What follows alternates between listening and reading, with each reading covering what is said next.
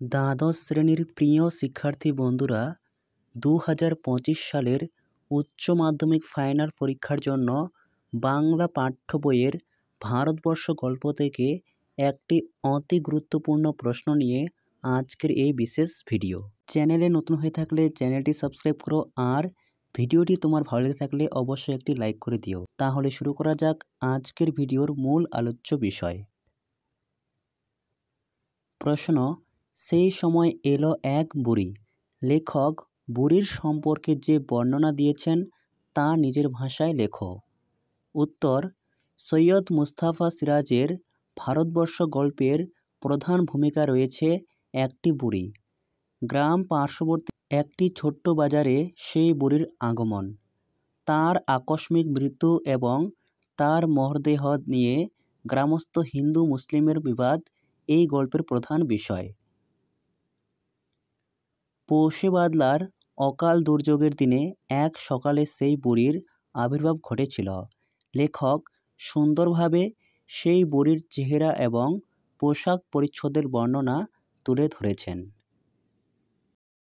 প্রথম পয়েন্ট: এক বুড়ির চেহারা।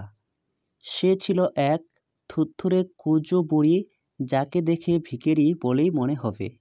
তার রাক্ষসের চেহারায় এক মাথা সাদা চুল এবং মুখে দীর্ঘায়ুর ছাপ পড়েছে। 2 নম্বর পয়েন্ট: পোশাক পরিচ্ছদ। তার পরনে জড়ানো ছিল একটি চিটচিটে তুলোর একটি ছেঁড়া নোংরা কাপড় এবং গায়ে কম্বল। এক হাতে বেটে লাঠি নিয়ে পিচের ওপর হেঁটে হেঁটে এসে হাজির হয়েছিল চায়ের দোকানের সামনে। এরপর 3 নম্বর পয়েন্ট লিখবে ব্যক্তিত্ব। বুড়ি ছিল খুবই বদ মেজাজি। বাজারের লোকজন তাকে নিয়ে ঠাট্টা তামাশা করলে সেও মুখের ওপর জবাব দিয়েছিল। তার ব্যাপারে কেউ নাক গলাক, এটা তার পছন্দ ছিল না। একজন ঠিকানা জানতে চাইলে সে বলেছিল, সে কথায় তোমাদের কাজ কি বাছারা। তাকে দেখে ভিখারি মনে হলেও সে কিন্তু ভিখারি ছিল না। চা খেয়ে সে নিজেই দাম মিটিয়েছে।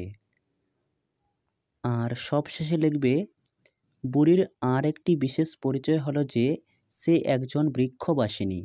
দুর্যোগপূর্ণ দিনে সে বাজারের বট গাছের খন্দলে আশ্রয় নিয়েছিল।